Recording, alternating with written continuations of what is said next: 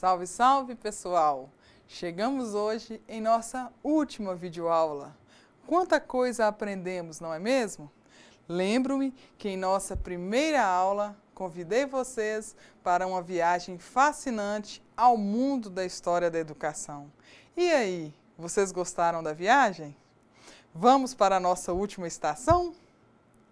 Vimos na aula anterior como foi a educação no Brasil colônia e império, a alfabetização ou catequização da Companhia de Jesus, o auge desse ensino, assim como a expulsão dos jesuítas do nosso país.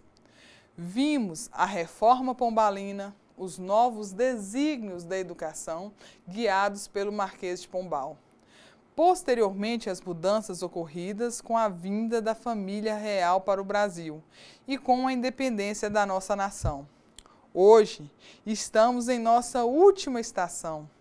Vamos visitar o Brasil no período republicano e conhecer um pouco mais sobre essa educação? Como seria? Está tão próxima de nós? Teria mudado em relação aos períodos da história já visitados por nós anteriormente? Então, vamos lá. O objetivo dessa unidade é que você possa compreender e conhecer os aspectos contemporâneos da nossa história educacional, focalizando as questões sociais, políticas e econômicas que a permeiam. A necessidade de uma educação universal nesse período se fazia urgente e necessária. Segundo Romanelli, 1997, o ano de 1888, o Brasil contava com apenas 250 alunos matriculados. Isso para uma população de 14 milhões de habitantes. Observa-se assim, pessoal, a grande defasagem entre população e escolarizados. Segundo a autora, a preocupação com a formação superior em detrimento da formação elementar da população caracterizava a elitização do ensino e explicava essa defasagem existente em nosso país. Outro fato importante a se registrar do período é a falta de dados precisos do número de matriculados na educação elementar. Havia nesse período, talvez como nos outros da nossa história, a falta de um compromisso político com as pessoas menos favorecidas economicamente.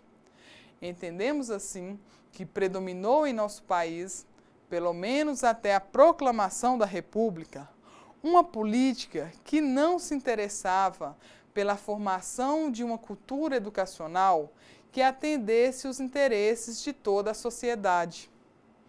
A esse respeito, Romanelli afirma ainda que a educação popular do período ora aqui estudado era meramente propedêutica, voltada para o exercício das funções nas quais a retórica tem papel mais importante que a criatividade. Estamos agora adentrando para os estudos na Primeira República, período compreendido entre 1889 a 1891, período no qual o Brasil foi governado pelo Marechal Deodoro da Fonseca. Esse marechal governou por meio de decretos-lei, uma vez que a Constituição de 1824 não valia mais, já que fora escrita no Império e agora nós vivenciamos o Brasil República. A partir de 1890, inicia-se a discussão para a criação da nova Constituição, sendo que essa norteou o período chamado pela historiografia de República Velha, que vai de 1891 a 1930. Cabe ressaltar que essa nova Constituição instituiu o sistema federativo de governo, consagrou também a descentralização do ensino, reservou à União o direito de criar instituições de ensino superior e secundário nos estados, além de prover a instrução secundária no Distrito Federal. À União cabia criar e controlar a instrução superior em toda a nação, bem como criar e controlar o ensino secundário acadêmico e a instrução em todos os níveis do Distrito Federal. Aos estados, cabia criar e controlar o ensino primário e o ensino profissional. Na época, este compreendia escolas normais principalmente, aquelas de nível médio para moças e escolas técnicas para rapazes. Observamos que nesse período ainda há uma diferenciação de gênero para a educação. Observe também que o ensino, nesse período, assume uma dualidade. De um lado, ofereceu oportunidade de formação prática para a população rural e desfavorecida. E, por outro lado, reforça a preocupação com a educação da classe dominante, nas escolas técnicas e superiores. Nesse período, prevaleceram ainda no Brasil os ideais educacionais europeus. Ideais esses que pensavam na formação do homem com vistas a controlar o seu próprio destino. Um homem completo de corpo e alma. Para atingir esse objetivo, era preciso educar o juízo do aluno, ao invés de encher-lhe a cabeça com palavras. E, para tanto, a prática pedagógica era voltada ao desenvolvimento da autonomia do aluno, ou seja, o professor deveria apontar o caminho, ou permitir que o aluno descobrisse seu próprio caminho. Temos, assim, o início da educação no Brasil República. A partir de agora, iremos conhecer e discutir as várias reformas educacionais desse período, assim como os manifestos, as ações e outros que contribuíram para a concretização da história da educação brasileira. Vamos lá? Começaremos pela reforma de Benjamin Constant Botelho de Magalhães, ministro da Instrução Pública, Correios e Telégrafos, entre 1889 a 1891. Benjamin Constant, como é conhecido, marcou a história educacional desse período com sua reforma. Militar atuante e adepto aos ideais da filosofia positivista de Auguste Comte, tinha como orientação a liberdade e laicidade do ensino, como também a gratuidade da escola primária. Segundo Ribeiro, 2008, seus princípios seguiam a orientação do que estava estipulado na Constituição brasileira. A reforma de Benjamin Constant tinha, dentre outros objetivos, os que veremos a seguir. De olho no slide para sabermos um pouco mais sobre os objetivos da reforma de Benjamin Constant. Tinha por objetivo transformar o ensino em formador de alunos para os cursos superiores e não apenas preparador. Defendia a obrigatoriedade do regime seriado e a duração do curso secundário em 7 anos. A inclusão ele defendia ao lado do curso bacharelado em letras, em 7 anos, no Ginásio Nacional. Defendia também o exame de madureza como prova da capacitação intelectual dos alunos no fim dos estudos. E ainda substituir a predominância literária pela científica. Segundo Cunha, 1980, a reforma proposta por Benjamin Constant foi criticada pelos positivistas, pois feria os princípios pedagógicos de Comte, que defendia a predominância literária, sendo que, na adaptação brasileira, o que ocorreu foi o acréscimo de matérias científicas às tradicionais, tornando o ensino enciclopédico. Caminhando um pouco mais adiante, mais especificamente para o ano de 1911, no governo de Hermes da Fonseca, temos a criação da Lei Orgânica Rivadavia de Correia. Tal lei propunha, de olho no slide, facultar total liberdade e autonomia aos estabelecimentos de ensino na sua organização, suprimindo o caráter oficial do ensino. Dar liberdade ao ensino superior, assegurando a liberdade de profissão, dando autonomia aos estabelecimentos federais de ensino. Extingue a ação fiscalizadora do governo sobre os estabelecimentos particulares. Bom, pessoal, qual seria o resultado dessa proposta? Com o perdão da palavra, após a aprovação desse decreto, o que se observou na educação brasileira foi uma anarquia geral. Tanto é que essa lei orgânica se caracterizou pelo insucesso. Dessa forma, temos outra proposta de reforma nesse período, realizada dessa vez por Carlos Maximiliano. Essa surgiu para organizar o ensino, tornando novamente oficial e de responsabilidade do Estado. As escolas particulares, que funcionavam sob regime de concessão do poder público, deveriam ser previamente autorizadas a funcionar e, a seguir, reconhecidas e inspecionadas pelos setores competentes do Ministério da Educação ou das secretarias estaduais de educação, a fim de que pudessem expedir certificados e diplomas válidos perante os órgãos oficiais. A Lei Carlos Maximiliano objetivou, de olho no slide para vermos os objetivos da Lei Carlos Maximiliano: restabelecer a equiparação dos estabelecimentos estaduais com os federais, manter o exame vestibular, assegurar aos alunos dos colégios particulares o direito de prestação de exames preparatórios para fins de inscrição em exames vestibulares. Observa-se que a lei de Carlos Maximiliano veio tentar reparar a bagunça deixada por Rivadavia de Correia, reorganizando assim o ensino na República. Dando prosseguimento às reformas instituídas nesse período, conheceremos agora um pouco sobre a reforma Rocha Vaz.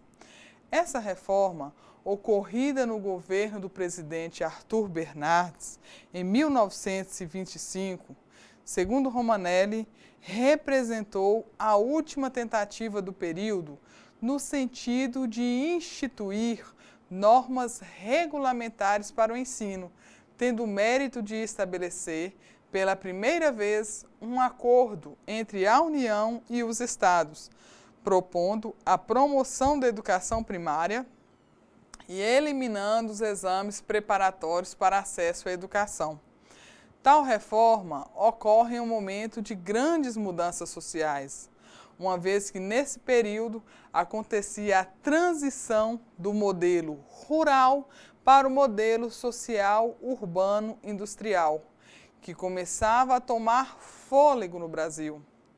Podemos perceber essa reforma como uma justificativa à necessidade de formar mão de obra barata para o mercado de trabalho emergente, necessitando também de pessoas para consumir o que o mercado oferecia com esse processo de industrialização, especialmente em função da abertura dos portos para a importação e entrada dos imigrantes, que, por sua vez, traziam outras culturas que incrementavam o mercado.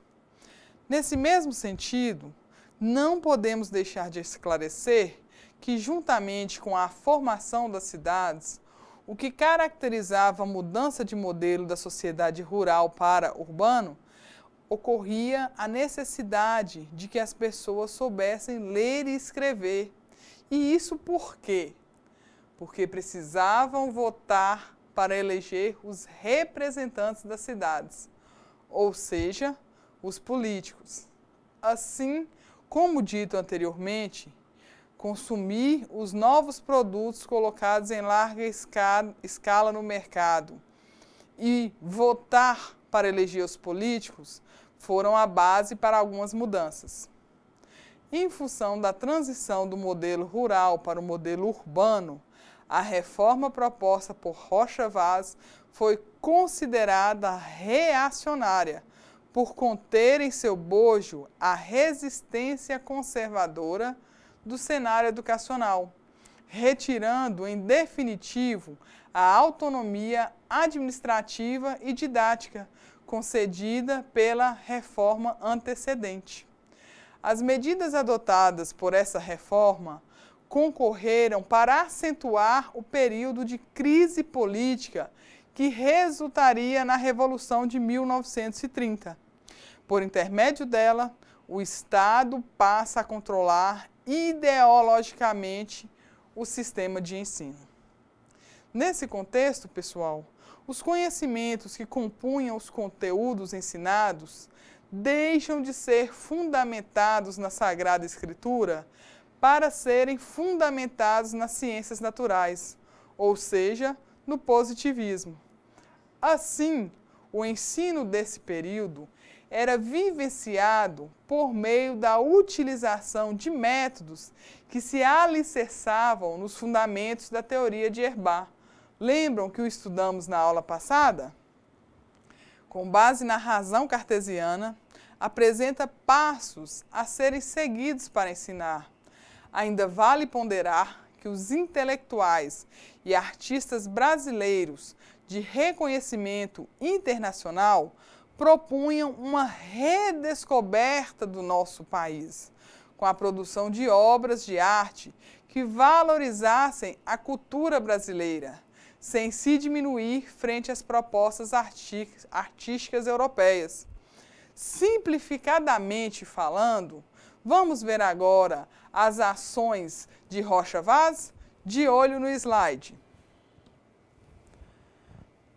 Rocha Vaz propunha tornar os currículos escolares seriados, elaborar programas oficiais e restituir bancas examinadoras para o ensino particular, estabelecer concurso para a União e para a difusão do ensino primário, organizar o Departamento Nacional de Ensino e reformar o ensino secundário e superior.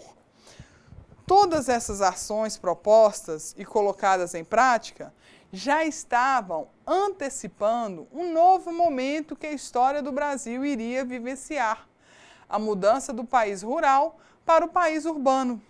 Era apenas o início de uma longa caminhada. E claro está que esse caminho atinge diretamente a educação, uma vez que a mesma não está à parte da história. Antes, ela está imbuída nos acontecimentos históricos. É preciso estarmos cientes disso, ok, pessoal? Ainda que nossa ênfase seja na história da educação, a mesma está diretamente entrelaçada na história do nosso país. Partindo desse pressuposto, iremos conhecer agora as reformas educacionais que influenciaram a década de 1930 no Brasil, período de grandes mudanças e transformações. Vamos lá? Com as novas tendências produtivas a partir da década de 30, encontra-se nesse país a acumulação de capital, ocorrida com a produção agropecuária, o que permitiu que o Brasil pudesse investir no mercado interno e na produção industrial. Essa nova situação econômica exigia a formação de mão de obra especializada e, para tal, foi necessário propor novas alternativas para o setor educacional, o que significava que a educação não poderia ser pensada mais com o intuito de formar mão de obra barata, pois não era mais a necessidade da sociedade emergente.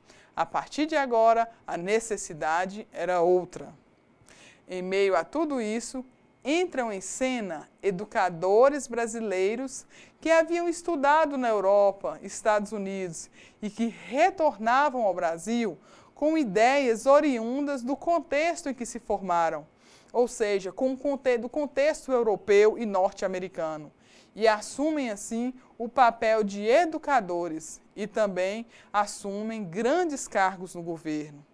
Tal realidade favoreceu a realização de reformas que mudaram o modelo de educação brasileira por meio da implantação da escola nova, que trazia consigo ideais referentes à visão humanista moderna. Vamos conhecer essas reformas? Comecemos pela reforma de Lourenço Filho. Psicólogo por formação, Lourenço Filho desenvolveu o chamado teste ABC, que verificava a maturidade necessária à aprendizagem da leitura e da escrita, principalmente no que se refere à reforma educacional do Estado do Ceará, no ano de 1922.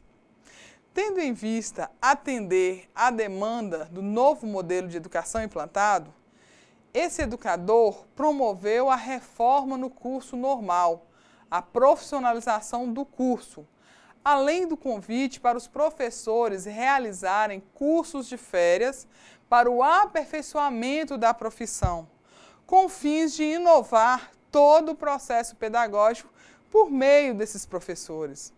Era ainda uma exigência do educador que os professores aprendessem a forma correta de aplicação dos testes, para que esses fossem utilizados de maneira cautelosa e respaldada no conteúdo teórico defendido por ele. Enfatizamos que as propostas de Lourenço Filho foram inovadoras, porém, ressaltamos que elas surtiram efeitos positivos apenas para os interesses políticos da época e não para as pessoas em geral. No decorrer da história, mais precisamente em outubro de 1931, ao assumir a Diretoria-Geral de Instrução Pública do Distrito Federal, Anísio Teixeira encontra um cenário pouco favorável à educação pública na capital do país. Vamos ver os principais problemas encontrados por Anísio Teixeira de olho no slide. Anísio Teixeira encontrou poucas escolas para um grande contingente de crianças em idade escolar e ainda ressaltou que os prédios públicos, os prédios escolares, tanto públicos como privados, estavam em péssimas condições de uso, impróprios ou inadequados ao funcionamento escolar. Podemos ressaltar, pessoal, que conforme dados de relatórios referentes ao ano de 1932, para uma população escolar mínima de crianças entre 6 a 12 anos de 196 mil indivíduos, só existiam escolas para cerca de 45% dessas crianças. Os prédios escolares geralmente eram alugados e se constituíam em residências particulares, impróprias para o ensino escolar.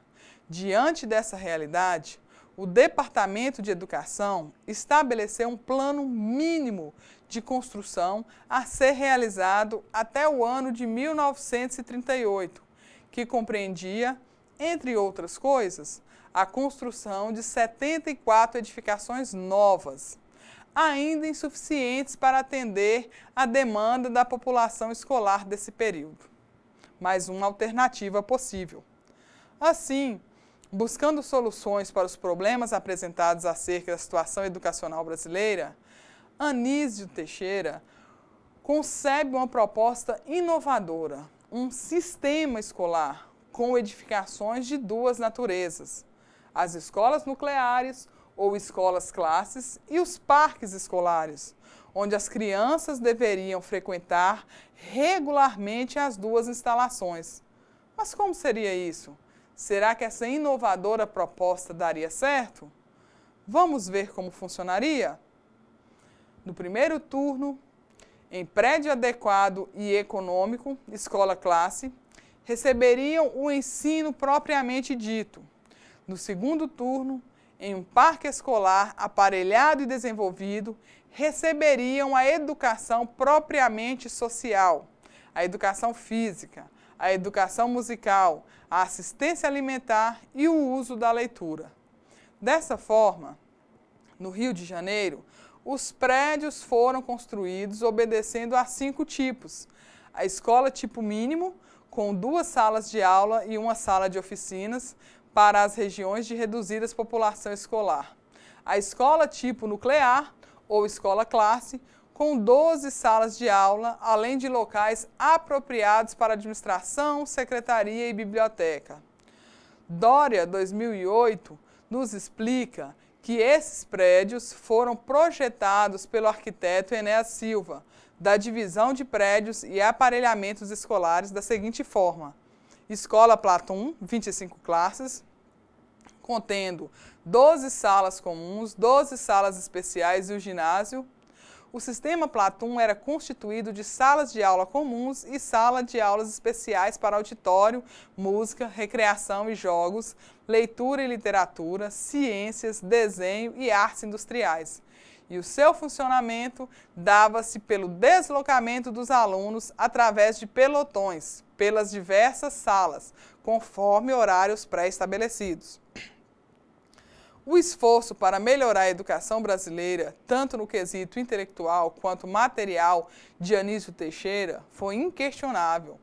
A estruturação dos prédios para o acesso digno à educação foi fator fundamental, assim como a necessidade de expansão da mesma. Com ele, encerramos um período da história da educação que ficou conhecido como Primeira República, ou República Velha. A partir de agora, iremos conhecer um novo período da nossa história, a Segunda República ou República Nova. Nessa nova fase, iniciamos enfatizando que a educação tornou-se alvo da preocupação internacional e nacional, o que provocou a sua reforma urgente e necessária. Tal reforma, imbuída dos interesses das políticas liberais democráticas, inspirou a defesa da escola para todos. Mas foi após a década de 30 que se efetivaram as mudanças no Brasil. Conforme Azevedo, 1963, o movimento da reconstrução nacional pela educação acontece através do Manifesto dos Pioneiros da Educação Nova, que apontou a necessidade de repensar a formação do magistério primário, com a preparação nas escolas normais, uma vez que esse estabelecimento não conseguia, a contento, oferecer sólida preparação pedagógica nem educação geral que deveria. Dessa forma, podemos ressaltar que, apesar das primeiras reformas republicanas e das iniciativas em prol do desenvolvimento do ensino público no país, a questão do analfabetismo continuava representando um sério problema a ser enfrentado nas décadas do século XX. É nessa realidade que o Manifesto dos Pioneiros compreende o envolvimento de diversos educadores que se voltaram aos problemas educacionais, com a intenção de melhorar a situação do ensino no país. O manifesto tinha caráter reivindicatório por uma educação de qualidade, ofertada pelo Estado, admitindo-se a cooperação do setor privado. Cooperação esta que denuncia o incentivo da privatização da educação e a preocupação com a oferta de um ensino que garanta a qualidade da educação para uma classe privilegiada economicamente. Cabe ressaltar que, apesar de os educadores envolvidos no manifesto tivessem interesses e visões distintas acerca do que era educação, convergiam quanto à necessidade de uma renovação pedagógica adequada a atender ao planejamento para uma civilização urbana-industrial. Mas o que foi mesmo o Manifesto dos Pioneiros de 1932? Vamos conhecer um pouco mais sobre esse movimento? De olho no slide para sabermos um pouco mais sobre o Manifesto dos Pioneiros em 1932. Se trata de um documento de política educacional que, mais do que a defesa da escola nova, está em causa a defesa da escola pública. Participaram pessoas como Roquete Pinto, Fernando de Azevedo, Cecília Meirelles, Anísio Teixeira, Pascoal Leme e Lourenço Filho. buscavam a hegemonia educacional do país. É uma proposta de construção de um amplo e abrangente Sistema Nacional de Educação Pública, abarcando desde a escola infantil até a formação dos grandes intelectuais pelo ensino universitário. Havia também a intenção pela ascensão do grupo aos setores educacionais referenciados ao poder do Estado. Vigoravam as ideias escola-novistas em oposição ao ensino tradicional. Cabe ressaltar que, segundo Nogueira, 2001, a expressão escola nova ou escolanovismo não se refere a um só tipo de escola ou mesmo a um determinado sistema escolar, mas a um conjunto de princípios que resultam em determinadas características, com o objetivo de reexaminar e rever os problemas didáticos tradicionais do ensino. Mas o que é de fato esse escolanovismo? O que esse movimento propõe, afinal? Vamos descobrir? Segundo Veiga, 1989, o escolanovismo propõe um novo tipo de homem, defende os princípios democráticos, isto é, para eles, todos têm direito a assim se desenvolverem. Prega a valorização da criança, vista como um ser dotado de poderes individuais, cuja liberdade, iniciativa, autonomia e interesses devem ser respeitados. Ressalta que o professor passou a ser um auxiliar do desenvolvimento livre e espontâneo da criança. É ele o facilitador da aprendizagem. Afirma que os processos de transmissão e recepção são substituídos pelo processo de elaboração pessoal, e o saber é centrado no sujeito cognoscente e não mais no objeto do conhecimento. O escolanovismo propõe a valorização do clima de harmonia na sala de aula como uma forma de vivência democrática. Preconiza a solução de problemas educacionais numa perspectiva interna da escola, sem considerar a realidade brasileira dos seus aspectos políticos, econômico e social.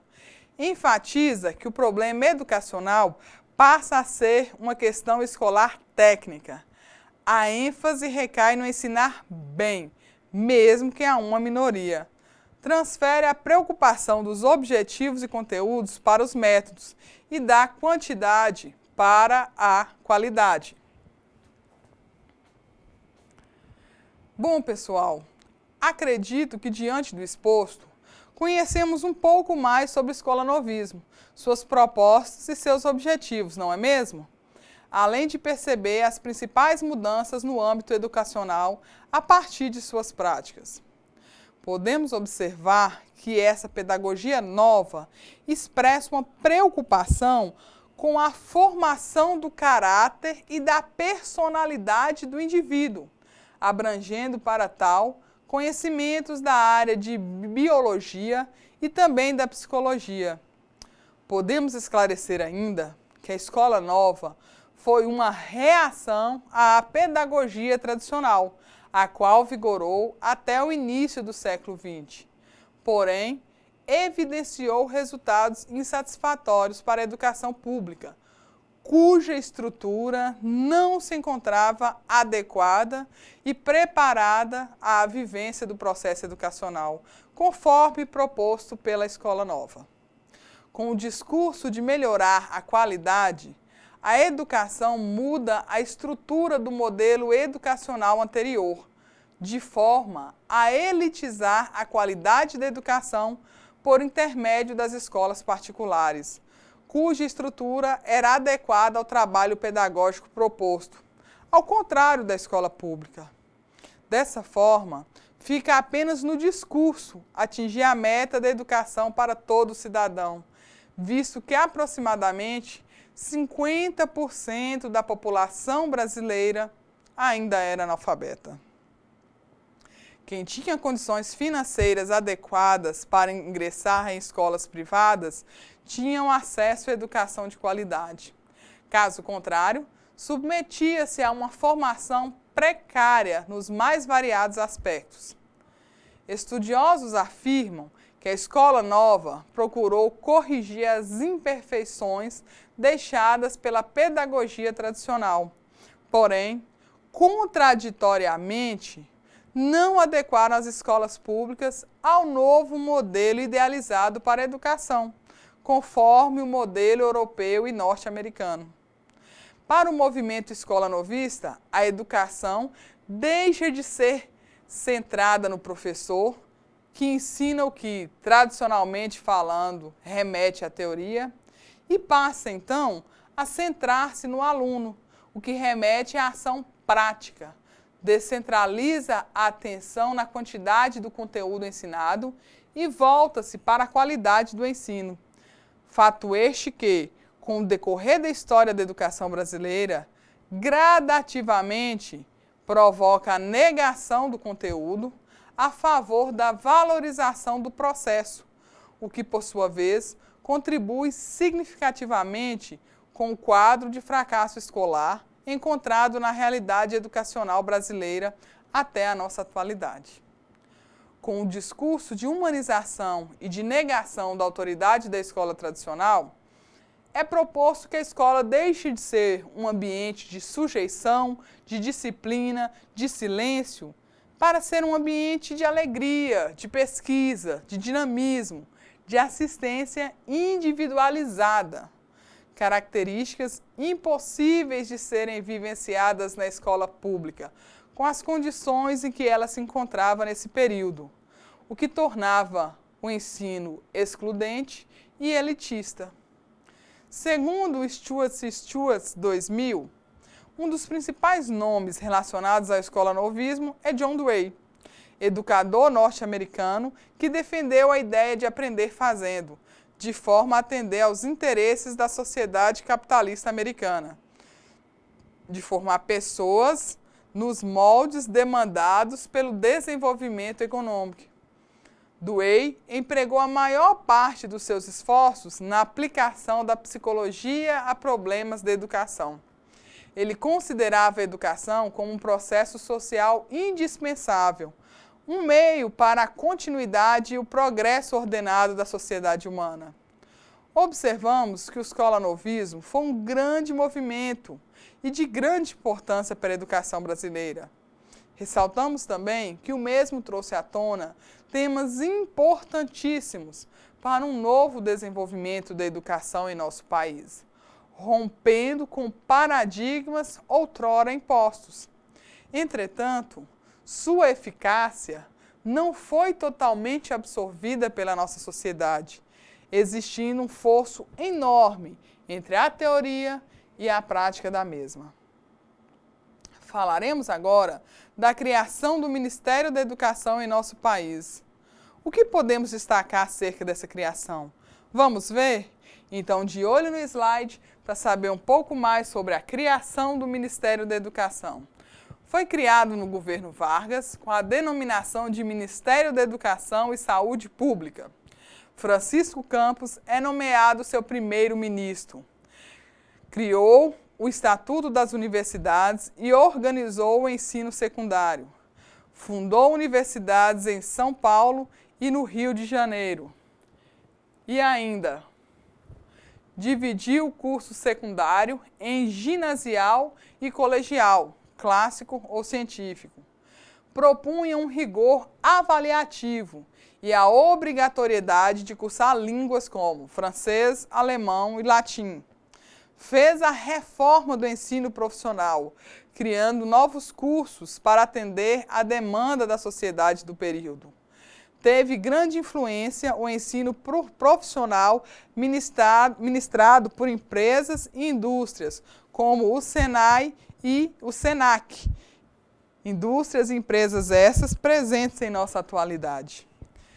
Embora as propostas do então ministro da Educação fossem consideradas inovadoras, podemos entender o caráter elitista e enciclopedista de suas propostas. Outra questão a se ressaltar é que os cursos profissionalizantes se justificavam na demanda da mão de obra especializada para o mercado de trabalho. Essa é a nossa realidade. A partir de agora, iremos falar sobre um momento importantíssimo para a educação brasileira, a criação das leis e diretrizes e bases da educação nacional. E por que esse momento é importante? Porque, pela primeira vez, uma Constituição Federal, a de 1946, traz em seu texto a expressão diretrizes e bases, associada à questão da educação nacional. Ainda que as discussões para a efetivação de uma lei que tratasse especificamente da educação só ocorressem em 1961. Em 1965, através da Lei 4.464, o Brasil regulamenta a organização de órgãos de representação estudantil e estabelece acordos com o MEC e seus órgãos, com a USAID, Agência Internacional de Desenvolvimento dos Estados Unidos da América, que fazia assistência técnica e cooperação financeira, gerando o acordo MEC-USAID. Através desse acordo, as reformas no ensino superior acabam incorporando as tendências modernizantes da economia. A educação novamente foi considerada meio para se estabelecer a ordem e o progresso, ou melhor, para promover o desenvolvimento que dependia de uma modernização dos meios de comunicação. Essa preocupação foi precursora do slogan Educação, Direito de Todos, Escola para Todos. Esse slogan fez com que as exigências de reestruturação educacional, sob a ótica do projeto de educação MEC-USAID, fossem incorporadas na Lei 5.692/71, segunda Lei de Diretrizes e Bases da Educação Brasileira. A lei promulgada durante o regime militar continha fortes pressões às inovações educacionais que trouxessem qualquer tipo de ameaça para o regime ditatorial. Fortaleceu-se no período a criação de instituições particulares que atendiam plenamente aos ditames dos militares. Ainda nesse contexto, o Plano Decenal de Desenvolvimento Econômico e Social de 1967 a 1977 ocasionou alterações tanto no ensino superior, por meio da Lei 5.540 de 1968, quanto no ensino básico, por meio da Lei 5.692 de 1971. A realidade político-social posta pelo golpe militar de 1964, por intermédio da Lei 5.692 de 1971, reordena a educação brasileira, por meio do sistema de ensino de acordo com o modelo econômico imposto pela política norte-americana. Para a América Latina, foram criadas, nesse contexto, faculdades particulares que funcionavam como empresas, com o intuito de obter lucros. Vocês precisam ter claro, pessoal, que a organização social brasileira, ocorrida nas décadas de 60 e 70, marcou a história da educação do nosso país por atribuir a ela um papel unicamente econômico, fazendo dela um veículo de desenvolvimento econômico industrial, a favor do desenvolvimento e da manutenção de condicionantes sociais, políticos, ideológicos e econômicos, que contribuíram decisivamente para o processo de escravização do Brasil em relação ao capital estrangeiro. Após a ditadura militar, predominaram entre os educadores discussões referentes aos problemas sociais, bem como suas implicações na educação, fundamentadas em ideias marxistas de sociólogos franceses como Bourdieu e Passeron, Baudelaire e Stabile, e do filósofo Althusser. Cabe ressaltar que a educação torna-se dependente das políticas e financiamentos intervencionistas dos organismos internacionais. Percebemos, assim, uma política educacional que não só permite, como incentiva a privatização. A mudança do modelo de educação promove a descentralização do Estado, por meio da transferência de responsabilidade aos municípios, por intermédio dos serviços públicos, o que se estende ao ensino. O que não é coisa tão nova, pois desde a década de 70, tal tarefa é recomendada pelo Banco Mundial e, finalmente, consolidada pela Lei de Diretrizes e Bases da Educação Nacional, também conhecida como Lei 9.394 de 1996, para atender aos interesses do Estado minimalista, idealizado pelo neoliberalismo. Necessitamos ainda esclarecer que, de acordo com a lógica das políticas internacionais já mencionadas, para atender à reformulação do currículo de educação básica, especialmente o ensino fundamental, presente na LDB de 1996, foram elaborados para o Brasil os parâmetros curriculares nacionais, os famosos PCNs, isso em 1997, organizados em forma de temas transversais. Dessa forma, é produzida para a educação brasileira uma maneira de dividir valores referentes ao cotidiano das pessoas, a fim de promover o discurso da paz entre os homens. Atribui-se à educação escolar a função de formar pessoas para serem cidadãos do mundo, com perfil para atuar em uma sociedade democrática. O ensino superior no Brasil registra um acréscimo no número de matrícula e na criação de novos cursos, sobretudo na rede privada. No entanto, segundo Dourado, 2002, as políticas de expansão da educação superior no país caracterizam-se por serem assincrônicas e o nível de ensino por mostrar-se amplo e heterogêneo, permeados por práticas de natureza pública e privada, com predominância dessas últimas. No que se refere à educação superior no Brasil, após a LDB, Lei de Diretrizes e Bases da Educação Nacional, conhecida como 9.394 de 1996, cresce o número de matrículas e a criação de novos cursos, sobretudo na rede privada. Nos últimos anos, houve um processo expansionista no setor educacional.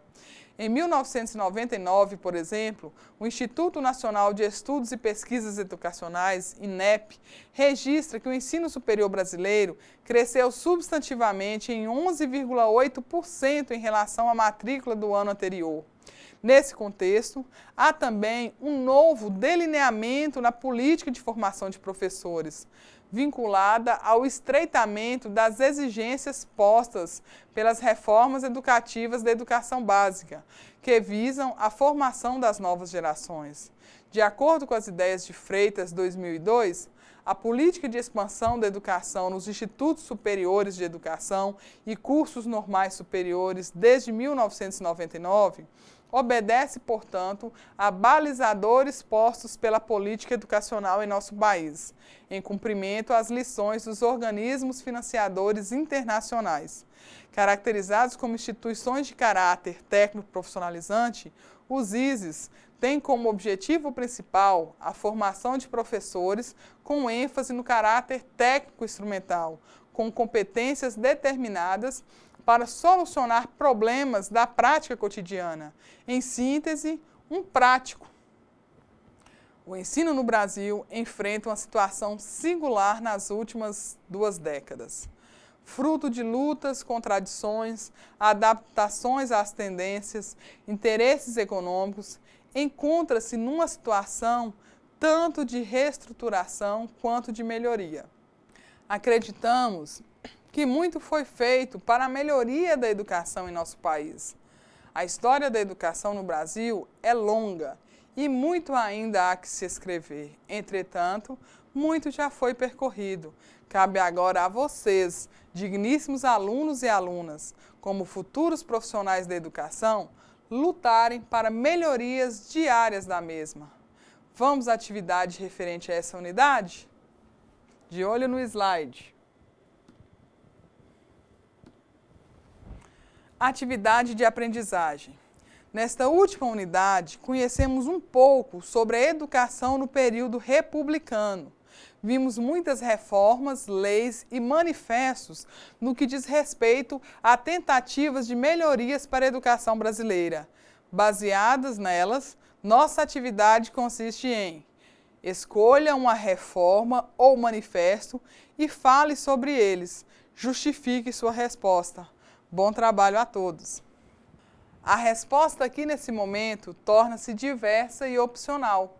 Vimos a resposta à reforma Benjamin Constant, a lei orgânica Rivadavia de Correia, a reforma de Carlos Maximiliano, a reforma Rocha Vaz, reforma Lourenço Filho, o manifesto dos pioneiros em 1932 e a LDBem. Espero que a justificativa tenha sido dada com louvor. Os objetivos e principais características do tema escolhido são fundamentais para que a sua resposta esteja completa. No mais, gostaria de agradecê-los imensamente pela companhia nesse período enriquecedor de discussões, aprendizagens e debates. Continuaremos tudo isso em nosso ambiente virtual de aprendizagem. Grande abraço a todos. Salve, salve!